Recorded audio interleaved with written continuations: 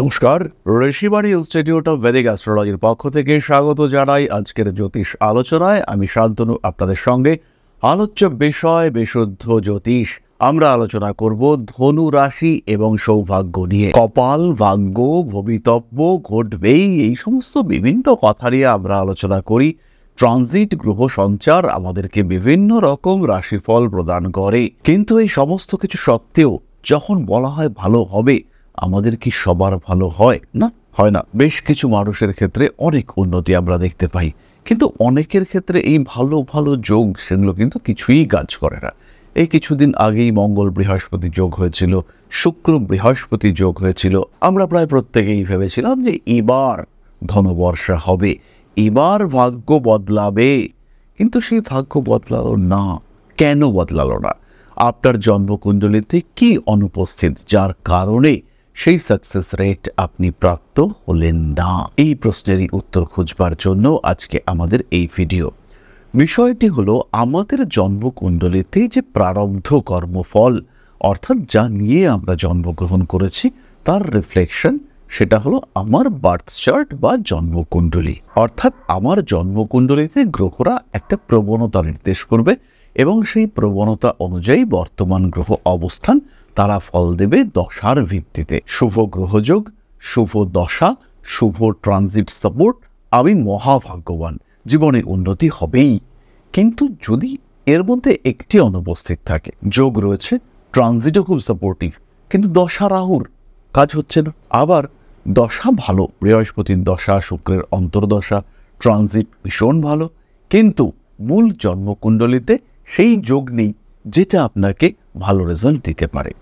Transit বলছে এবার তোমার ডাক্তারি পড়ার সুযোগ এসছে, দশাও বলছে ডাক্তারি পড়তে পারো, কিন্তু মূল কুণ্ডলিতে ডাক্তারি পড়ার যোগ নেই। তাহলে এই যোগ কোনগুলো হতে পারে ধনুরাশি বা লগ্নের মানুষদের ক্ষেত্রে, যেগুলো আপনাকে বিরাট উঁচুতে তুলতে পারে? এরকমই কিছু সহজ যোগ এটা আমরা আজকে খোঁজার চেষ্টা করব। প্রথমেই দেখুন, দেবগুরু বৃহস্পতি যদি অতিরিক্ত বলবান হয় আপনার কুণ্ডলিতে, সেটা কিন্তু শুভ যোগ নয়। দেবগুরু বৃহস্পতি তুঙ্গ হবে আপনার অষ্টম ভাবে, তাই সেটা আপনাকে যে বিরাট সাপোর্ট দেবে তা কিন্তু নয়। তাহলে কি আপনাকে খুব ভালো জায়গায় নিয়ে যেতে পারে?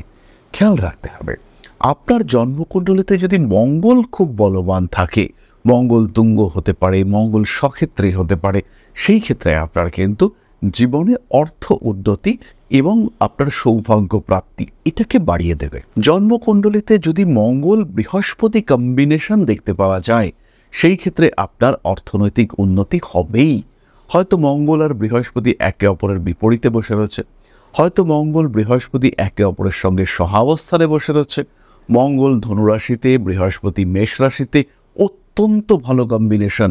আপনি প্রচুর অর্থ উপার্জন করতে পারবেন, যাকে আমরা বলি সৌভাগ্য, সেটা কিন্তু আপনি প্রাপ্ত হবেন, এই বিষয়ে কোনো সংশয় নেই। এরপরে ধনু লগ্নের মানুষদের জন্য চন্দ্রের অবস্থান অত্যন্ত গুরুত্বপূর্ণ। চন্দ্র আপনার অষ্টমপতি, চন্দ্র শুভ স্থানে থাকলে আপনার সৌভাগ্যের হ্রাস ঘটবে। চন্দ্র যদি শুভ স্থানে অবস্থান করে, চন্দ্র পঞ্চমে, চন্দ্র নবমে, আপনি সমস্যায় পড়বেন, সেটা আপনার সৌভাগ্য যোগ হচ্ছে না। কিন্তু যদি চন্দ্র বৃষতে অবস্থান করে, সেই ক্ষেত্রে তৈরি হবে বিপরীত রাজযোগ। আপনি কিন্তু প্রচুর অর্থ উপার্জনে সক্ষম হবেন, আপনার ডেভেলপমেন্ট হবেই, জীবনে উন্নতি আসবেই, এই বিষয়ে কোনো রকম কোনো সংশয় থাকছে না। আবার চন্দ্র যদি বৃশ্চিকে থাকে, সেই ক্ষেত্রে কিন্তু আপনার কিছুটা ভাগ্যহানি হতেই দেখতে পাওয়া যাবে। এই ক্ষেত্রে একটা স্বল্পায়ু যোগ সৃষ্টি হতে দেখতে পাওয়া যায়। এটি হলো পরিশ্রম সাপেক্ষে ভাগ্য উন্নতির যোগ। প্রচণ্ড খাটছেন কিন্তু রেজাল্ট আসছে না। কুণ্ডলিতে শনি শুক্র কম্বিনেশন যদি থাকে, এই শব্দটি আসবে না। এই ক্ষেত্রে খাটবেন, রেজাল্ট আসবে, অর্থপ্রাপ্ত হবেন, এই বিষয়ে সংশয় নেই। আপনি পরিশ্রম করছেন, কাজকর্ম হচ্ছে না, এটা হবে না। পরিশ্রম করলেই তার রেজাল্ট আসবে। তবে এই কম্বিনেশন অর্থ দিলেও আপনার বিলাসিতার ক্ষেত্রে বাধা সৃষ্টি করবে। এই পরিশ্রম করে আয় করা টাকা নিয়ে যে আপনি একটু বিলাসিতা করবেন, আনন্দে থাকবেন, সেখানে কিন্তু বাধা আসতে দেখতে পাওয়া যাবে, সেখানে বিপত্তি, সমস্যা, সংশয় আসতে দেখতে পাওয়া যাবে। গ্রোথ কিন্তু বাধাপ্রাপ্ত হবে। পরবর্তী একটি যোগ, ধনুরাশি বা লগ্নের মানুষরা সৌভাগ্যবান হতে পারেন যদি রবি বলবান থাকে। তবে এই ক্ষেত্রে এই সৌভাগ্য যোগের কার্যকরী ফল পেতে চাইলে অবশ্যই রবি বৃহস্পতি সংযোগ থাকা দরকার। রবি বৃহস্পতি সহাবস্থান, রবি বলবান, এই জাতক কিন্তু ন্যায়ের পথে চলে একটা বেশ সমৃদ্ধশালী অবস্থা তৈরি করতে পারেন।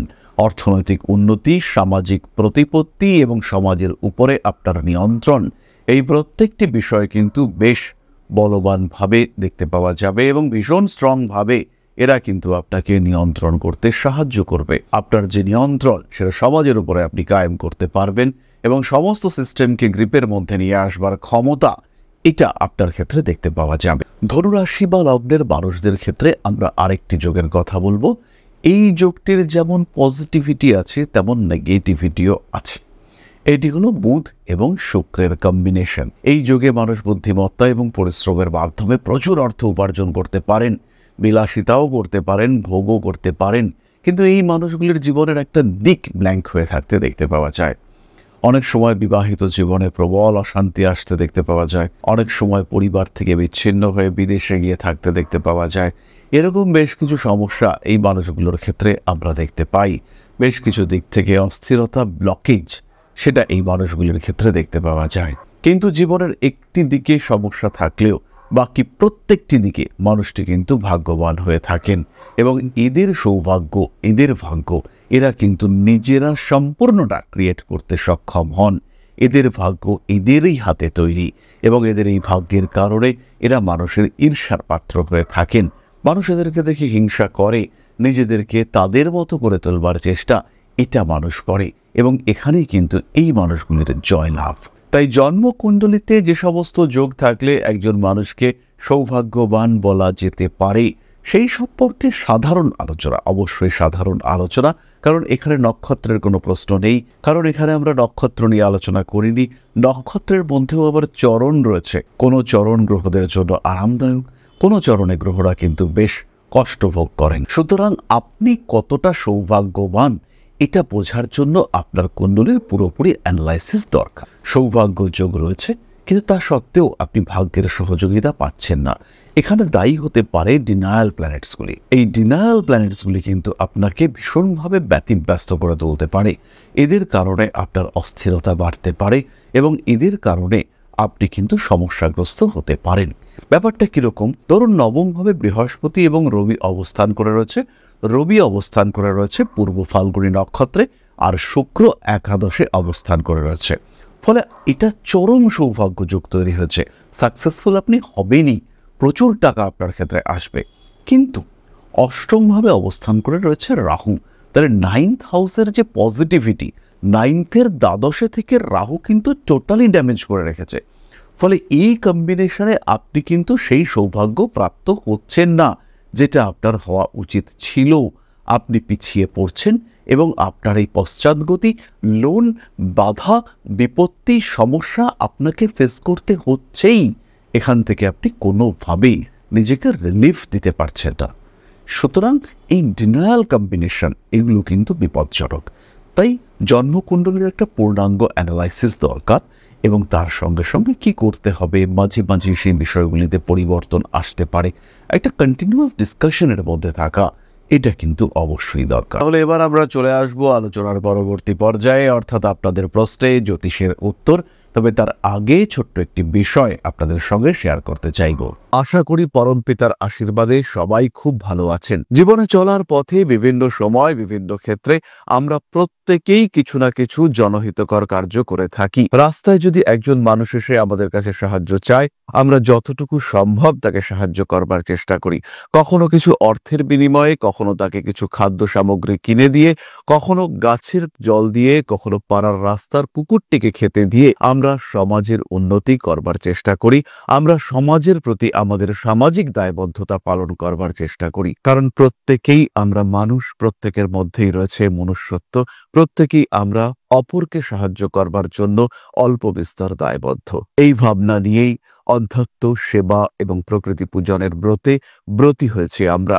আপনাদের সহযোগিতায় গঠন হয়েছে পরম ব্রহ্ম মিলন মঠ ও সেবাশ্রম। দীর্ঘদিন ধরেই, প্রায় বিগত 3 বছর ধরে বিভিন্ন সময়ে, বিভিন্ন অবস্থায়, বিভিন্ন পরিস্থিতিতে মানুষের পাশে গিয়ে আমরা দাঁড়িয়েছি। মানুষের পাশে যতটা সম্ভব সাহায্য করবার চেষ্টা আমরা করেছি আমাদের ক্ষুদ্র সামর্থ্যে। বারংবার আমরা পেয়েছি আপনাদের সাহচর্য, বারংবার আপনারা বাড়িয়ে দিয়েছেন আপনাদের সহযোগিতার হাত। তাই আরও একবার আপনাদের সামনে আজ আমি আবার এসেছি পরবর্তী কর্মসূচিকে বাস্তবায়িত করবার জন্য। বিগত দিনগুলিতে বিভিন্ন সময় আমরা বিভিন্ন ক্ষেত্রে ডোনেশন কর্মসূচি করেছি। আমরা শীতকালে কম্বল বিতরণ করেছি, মোজা চটি বিতরণ করেছি, মশারি বিতরণ করেছি ডেঙ্গুর সময়, করোনার সময় খাদ্য সামগ্রী বিতরণ করেছি আমরা।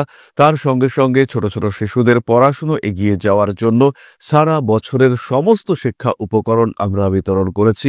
তাদের সঙ্গে আমরা সময় কাটিয়েছি এদের শিক্ষার ক্ষেত্রে যাতে ডেভেলপমেন্ট হয়, তাই বেশ কিছু এলাকায় আমরা সম্পূর্ণ বিনামূল্য কোচিং সেন্টার পরিচালনা করছি। এবং বিশেষ বিষয়টি হলো যে প্রত্যেকটি ক্ষেত্রেই আপনারা কিন্তু প্রত্যক্ষ বা পরোক্ষভাবে আমাদের সঙ্গে আছেন।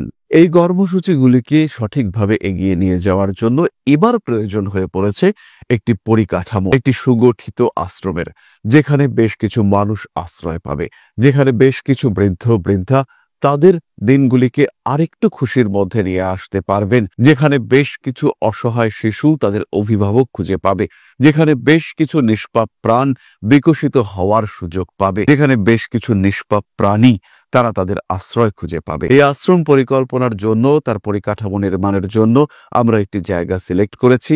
সেই জায়গাটি ক্রয় করবার জন্য প্রয়োজন বিপুল অর্থের, যেটি কেবলমাত্র আমাদের প্রচেষ্টায় সংগ্রহ করা অসম্ভব। তাই আপনাদের প্রত্যেকের কাছে ছোট্ট অনুরোধ, প্রত্যেকেই অল্প অল্প করে এগিয়ে আসুন। প্রত্যেকের বিন্দু বিন্দু অনুদানে একদিন সিন্ধু স্বরূপ গড়ে উঠবে পরম ব্রহ্মমিলন মঠ ও সেবাশ্রম। আমাদের প্রত্যেকের স্বপ্ন সমাজের জন্য কিছু করে যাওয়ার, সমাজকে উন্নততর পর্যায়ে নিয়ে যাওয়ার এই যে প্রচেষ্টা, এই যে ইচ্ছে, এই যে উদ্যম, এই উৎসাহ বাস্তবায়িত হবে আপনাদের সহযোগিতার মাধ্যমে। তাই আপনাদের প্রত্যেকের কাছে স্বনির্বন্ধ অনুরোধ, যতটুকু সম্ভব, যতটুকু সামর্থ্য, হতেই পারে অতি ক্ষুদ্র সেই সামর্থ্য, কিন্তু এসে পাশে দাঁড়ান।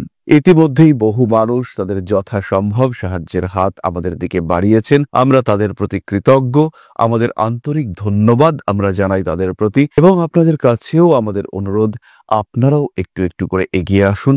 সবাই যদি অল্প অল্প করে এগিয়ে আসি, তাহলেই কিন্তু বিরাট কোনো স্বপ্ন বাস্তবায়িত হতে পারবে। সকলেই যদি অল্প অল্প করে এগিয়ে আসি, তাহলেই কিন্তু বিরাট এই মহান কর্ম বাস্তবায়িত হতে পারবে।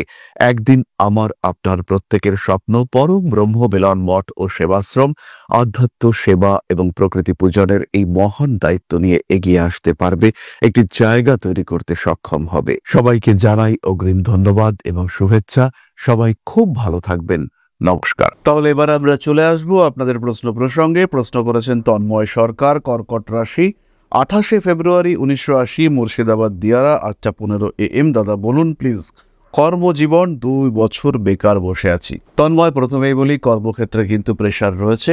কর্ম যদি প্রাপ্ত হতে চাও তাহলে শহরের দিকে আসা, বাড়ি থেকে দূরে আসা, এটা তোমার জন্য উচিত এবং সঠিক। এই বছর অক্টোবর মাসের 10 তারিখের মধ্যে চাকরি প্রাপ্তির প্রবল সম্ভাবনা অবশ্যই রয়েছে।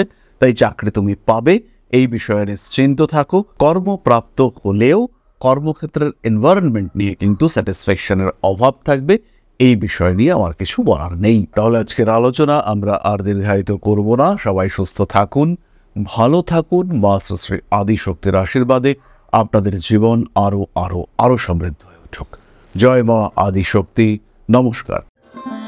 ওং अकारादि पंचाशद्वर्णेभ्यो स्वाहा, ओं प्रतिपादादि तिथिभ्यो स्वाहा, ओं कृष्णपक्षाय स्वाहा, ओं शुक्लपक्षाय स्वाहा, ओं अमावस्याय स्वाहा, ओं पूर्णिमाय स्वाहा।